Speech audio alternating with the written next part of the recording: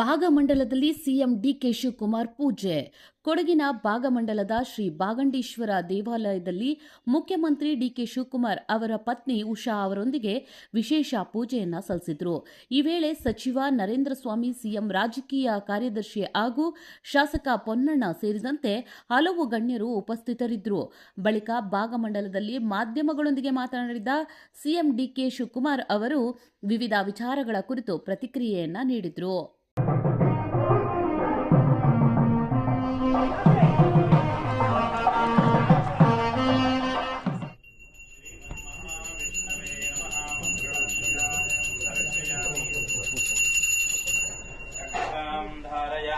देवतारक्षां शिरसा गृह्णामि शान्ताकारं भुजगशयनं पद्मनाभं सुरेशं विश्वाधारं गगनसदृशं मेघ आरोग्य आनंद ऐश्वर्याभिवृद्धिरस्तु। ओं गद्रुद्राय प्रकेशसे वीरुष्टमाय ಶಂತಮಂ ಹೃದಯ ಇತರವಾಗಿ ಶ್ರೇಯಸ್ಸಾಗಿ ಮುಂದೆಯೂ ಕೂಡ ಸನ್ನಿಧಾನದಲ್ಲಿ ಹೆಚ್ಚಿನ ಸೇವಾದಿಗಳನ್ನು ಮಾಡಿಸುವ ಶಕ್ತಿ, ಭಾಗ್ಯ, ಯೋಗವನ್ನೆಲ್ಲ ಭಗವಂತ ಅನುಗ್ರಹ ಮಾಡಿಕೊಳ್ಳಿ. ತಮ್ಮ ನೇತೃತ್ವದಲ್ಲಿ ಕರ್ನಾಟಕ ರಾಜ್ಯ ಸರ್ವತೋಮುಖ ಅಭಿವೃದ್ಧಿಯಾಗಲಿ.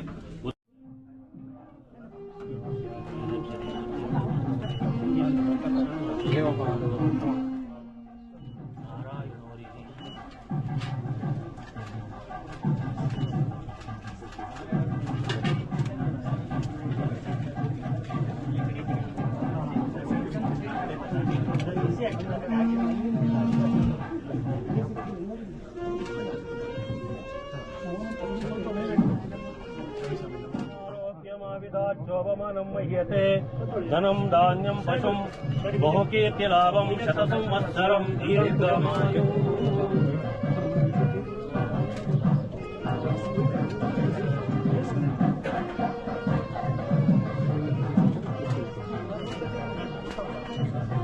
श्री भगंडेश्वर ओम हिरण्यरूपसन्द्रगपान्नपासेत् हिरण्यवर्णः हिरण्ययात्वयोनिशत् हिरण्यदातज्ञमस्मि सूर्णपुष्पा आभरणां समर्पयामि।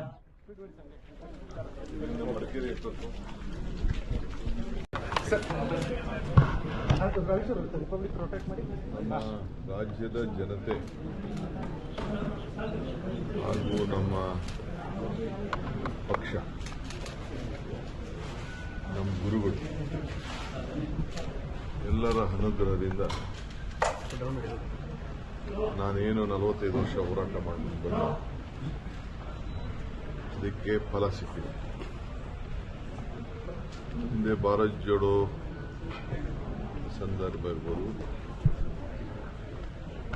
ನಮ್ಮ ಮೇಕೆದಾಟು, ನಮ್ಮ ನೀರು ನಮ್ಮ ಹಕ್ಕು ಹೋರಾಟ ಸಂದರ್ಭ ಇರ್ಬೋದು, ಹಾಗೆಲ್ಲ ಬಂದು ಇಲ್ಲಿ ಪ್ರಾರ್ಥನೆ ಮಾಡಿ ಹೋಗಿದ್ದಾರೆ. ಪ್ರಾರ್ಥನೆಗೆ ಫಲ ಸಿಕ್ಕಿದೆ. ತಾಯಿ ಕಾವೇರಿ 3 ವರ್ಷಕ್ಕೊಂದ್ಸತಿ ಈ ಒಂದು ತೊಂದರೆ ಆಗ್ತದೆ. ಅದು ಪ್ರಕೃತಿಯ ನಿಯಮ. ಆದರೂ ಕೂಡ ಇವತ್ತು ಇನ್ನೂ ಸಂಪೂರ್ಣವಾಗಿ ಕೆರೆಗಳು, ಡ್ಯಾಮ್ಗಳು ಇನ್ನೂ ತುಂಬಿಲ್ಲ. ತಮಿಳುನಾಡಿಗೆ ನೀರು ಬಿಡಬೇಕಾದ್ದು ಮತ್ತು ಕಾನೂನನ್ನು ಪಾಲನೆ ಮಾಡಬೇಕಾದ್ದು 2 ದೊಡ್ಡ ಸವಾಲಿದೆ. ಜೊತೆಗೆ ನಮ್ಮ ರೈತರನ್ನು ಕೂಡ ಬದುಕಿಸಬೇಕಾದ್ದು ಒಂದು ದೊಡ್ಡ ಸವಾಲು. ಖಂಡಿತ ರೈತರ ಹಿತ ಕಾಪಾಡ್ತೇನೆ, ನನ್ನ ಕರ್ತವ್ಯ ಕೂಡ. ಕುಡಿಯೋ ನೀರು ಇರ್ಬೋದು, ವ್ಯವಸಾಯಕ್ಕಿರ್ಬೋದು, ನಾವು ಡ್ಯಾಮ್ನಲ್ಲೇ ನೀರನ್ನು ನೋಡಿಕೊಂಡೇ ನಾವು ರೈತರಿಗೆ ಮಾರ್ಗದರ್ಶನವನ್ನು ಕೊಡಬೇಕಾಗಿದೆ. ಇವತ್ತು ಇಲ್ಲಿಗೆ ಬಂದು ಒಳ್ಳೆ ಮಳೆ ಆಗಲಿ, ಮಳೆಯಿಂದ ಬೆಳೆ ಆಗಲಿ, ನಮ್ಮ ರೈತರಿಗೆ ಅನ್ನ ಸಿಗಲಿ, ಅವ್ರ ಬದುಕು ಕಟ್ಕೊಳ್ಳಿ. ಕನ್ನಂಬಾಡಿ ಕಟ್ಟೆ ಅನ್ನದ ತಟ್ಟೆ, ಇದನ್ನು ಹೇಳಿ ಹಿಂದೆ ಕೂಡ ನಾನು ಕಾವೇರಿ ಪೂಜೆಯನ್ನು ಮಾಡಿಸುತ್ತೇನೆ. ನನಗೆ ವಿಶ್ವಾಸ ಇದೆ, ಇವತ್ತು ಸುಪ್ರೀಂ ಕೋರ್ಟ್ ಅವರು ಕೂಡ ನಾನು ಕಾವೇರಿ ಪೂಜೆ ಮಾಡಿದ್ಮೇಲೆ ನನ್ನದೇ ಆದಂಥ ಒಂದು ಪ್ರಯತ್ನ, ನನ್ನದೇ ಆದಂಥ ಒಂದು ಸ್ಟ್ರಾಟಜಿ ಇವೆಲ್ಲ ಕೂಡ ಆದಮೇಲೆ ಸುಪ್ರೀಂ ಕೋರ್ಟ್ ಕೂಡ ತಮಿಳುನಾಡಿಗೆ ಯಾವ ಥರದ ಆಗಲಿ ಬೇರೆ ಯಾವುದೇ ಆಗಲಿ ಪಕ್ಕದ ರಾಜ್ಯದವರಿಗೆ ನಮ್ಮ ರಾಜ್ಯದ ಸೀಮಿತವಾಗಿ ಡ್ಯಾಮ್ ಕಟ್ಟಲಿಕ್ಕೆ ಅಭ್ಯಂತರ ಇಲ್ಲ ಅಂತೇಳಿ ಸುಪ್ರೀಂ ಕೋರ್ಟ್ ಹೇಳಿದೆ. ಅದನ್ನೇ ಈಗಾಗಲೇ ನಮ್ಮ ಕೇಂದ್ರ ಸರ್ಕಾರ ಕೂಡ ತಮಿಳುನಾಡಿನ ಸಂಸತ್ ಸದಸ್ಯರಿಗೆ ಉತ್ತರ ಕೊಡಬೇಕಾದ್ರೆ ಅದನ್ನೇ ಕೂಡ ಅವರು ಪ್ರತಿಪಾದನೆಯನ್ನು ಮಾಡಿದ್ದಾರೆ. ನಾನು ಖಂಡಿತ ನಮ್ಮ ರಾಜ್ಯದ ಹಿತ, ಅದರಿಂದ ತಮಿಳುನಾಡಿಗೆ ಏನು ನಾವು 177.5 TMC ನೀರು ಕೊಡಬೇಕು ಅದಕ್ಕೂ ಕೂಡ ಆ ಜಡ್ಜ್ಮೆಂಟಲ್ಲಿ ಬದ್ಧತೆಯನ್ನು ವ್ಯಕ್ತಪಡಿಸಿದೆ. ನಾವು ಅವ್ರಿಗೆ ಕಷ್ಟಕಾಲದಲ್ಲಿ ಬೇರೆ ಕಾನೂನಿದೆ, ಕಷ್ಟಕಾಲದಲ್ಲಿ ಬರಗಾಲ ಬಂದಂಥ ಸಂದರ್ಭದಲ್ಲಿ ಅದಕ್ಕೊಂದು ನಿಯಮ ಇದೆ. ಈಗಾಗಲೇ ವಾಟರ್ ಮ್ಯಾನೇಜ್ಮೆಂಟ್ ಅಥಾರಿಟಿ ಏನಿದೆ ಅವರು ಕೂಡ ನಮಗೆ ಕೆಲವು ಮಾರ್ಗದರ್ಶನ ಕೊಟ್ಟಿದ್ದಾರೆ. ನಾವು ಹೆಚ್ಚು ಕಮ್ಮಿ ಆಯಿತು ಅಂದರೆ ನಾವು ಅನ್ನೆಸೆಸರಿ ನಮ್ಮ ಡ್ಯಾಮ್ ಕೀನ ಬೇರೆಯವರಿಗೆ ಕೊಡಬೇಕಾದಂಥ ಒಂದು ಪರಿಸ್ಥಿತಿ, ಕೇಂದ್ರ ಸರ್ಕಾರ ಕೊಡಬೇಕಾದಂಥ ಒಂದು ಪರಿಸ್ಥಿತಿ ಬರ್ತದೆ. ಅದಾಗಬಾರ್ದು.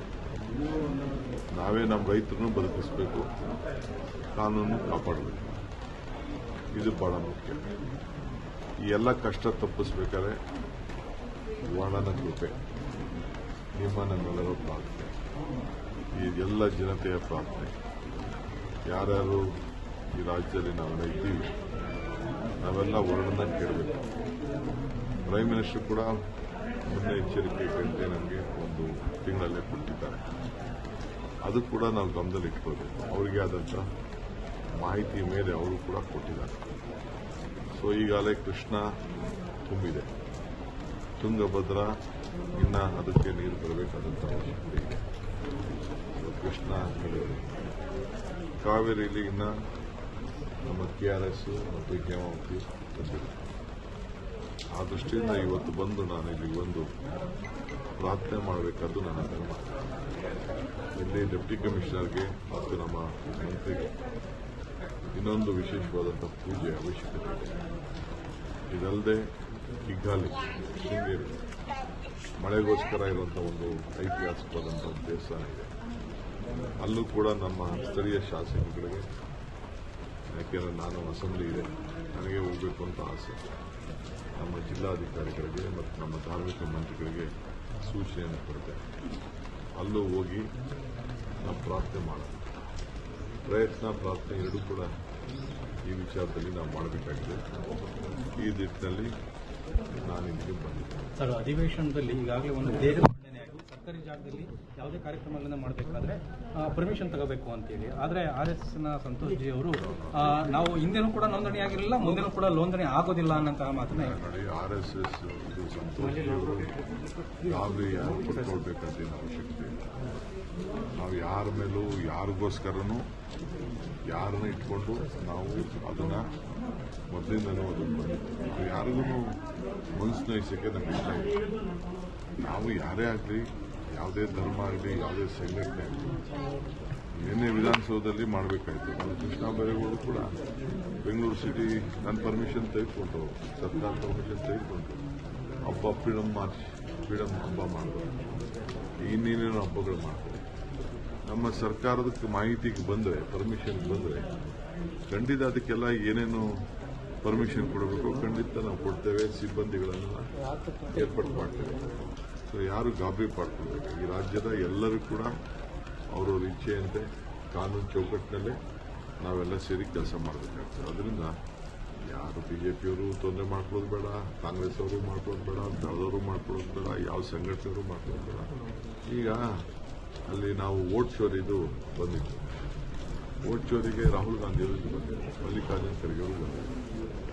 ಸೊ ಆಗ ನಾವು ಫ್ರೀಡಮ್ ಪಾರ್ಕಿಂದ ಇದಕ್ಕೆ ಎಲೆಕ್ಷನ್ ಕಮಿಷನ್ಗೆ ಹೋಗಿ ಒಂದು ಅರ್ಜಿ ಮಾಡಬೇಕು. ಬರೀ 100 ಮೀಟರ್, 100-150 ಮೀಟರ್ಗೆ ಅದಿತ್ತು. ನಾವು ಚೀಫ್ ಇವ್ರಿಗೆ ನಮ್ಮ ಅಪೋಸಿಷನ್ ಲೀಡರ್ಗೆ ರಾಹುಲ್ ಗಾಂಧಿಗೆ ಖರ್ಗೆ ಅವ್ರಿಗೆ ಇಲ್ಲ ನೀವು ಜಾಥಾ ಮಾಡೋಕ್ಕಾಗುದಿಲ್ಲ ಅಂತ ಹೇಳಿದ್ರು. ಯಾಕೆಂದ್ರೆ ಕೋರ್ಟಲ್ಲಿ ಒಂದು ಪರ್ಮಿಷನ್ ತಗೋಬೇಕು ಅಂತ ಕೋರ್ಟು ಸುಪ್ರೀಂ ಕೋರ್ಟ್ ಎರಡು ಕೂಡ ಪರ್ಮಿಷನ್ ತಗೋಬೇಕು ಅಂತ ಹೇಳಿದೆ. ಸೊ ನಾವು ಅಧಿಕಾರದಲ್ಲಿದ್ದೀವಿ ಅಂತೇಳಿ ನಾವು ಅಧಿಕಾರ ದುರುಪಯೋಗ ಮಾಡಬಾರ್ದು ಅಂತೇಳಿ ರಾಹುಲ್ ಗಾಂಧಿ ಅವರಿಗೆ ನಾವೇ ಕನ್ವಿನ್ಸ್ ಮಾಡಿದ್ವಿ. ನಾನು ಸಿದ್ದರಾಮಯ್ಯನವರು ನಾವೆಲ್ಲ ಸೇರಿ ಹೋಮ್ ಮಿನಿಸ್ಟರ್ ಪರಮೇಶ್ವರ್ ಅವರೆಲ್ಲ ಸೇರಿ ನಾವು ಬೇಡ ನೀವು ಇದನ್ನ ಮಾರ್ಷಲ್ ಮಾಡಬಾರ್ದು ಅಂತ ನಾವು ಅವ್ರಿಗೆ ಹೇಳಿದ್ರು. ಯಾಕೆಂದ್ರೆ ನಮ್ಮ ರಾಜ್ಯದ ಅದು ಕಾನೂನು, ಅದು ಕೋರ್ಟ್ ಕೊಟ್ಟಿರುವಂತ ಒಂದು ಕಾನೂನು. ಕೋರ್ಟ್ಗೆ ಕೊಟ್ಟಂತ ಕಾನೂನಿಗೆ ನಾವು ಗೌರವ ಕೊಡೋದು.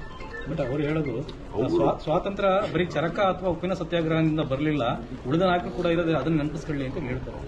ಪಾಪ ಅವರು ಹಿರಿಯರಿದ್ದಾರೆ, ಅವ್ರ ಮಾರ್ಗದರ್ಶನ ಕೇಳೋಣ, ಏನು ತೊಂದರೆ ಇಲ್ಲ. ಬಟ್ ಮೊದಲಿಂದನೂ ಕೂಡ ಆ ಕಾನೂನಲ್ಲಿ ಕೆಲವು ಅವಕಾಶಗಳು ಏನಿದೆ ಅದನ್ನ ನಾವು ಸ್ವಲ್ಪ ಕ್ಲಿಯಾರಿಟಿ ಕೊಟ್ಟಿದ್ದೀವಿ ಅಷ್ಟೇ. ಯಾರು ಗಾಬರಿ ಮಾಡ್ಕೊಳ್ಳುವಂತ ಅವಶ್ಯಕತೆ ಇಲ್ಲ. ಸರ್, ಇದು ಜಾರಕಿಹೊಳಿ ಅವರು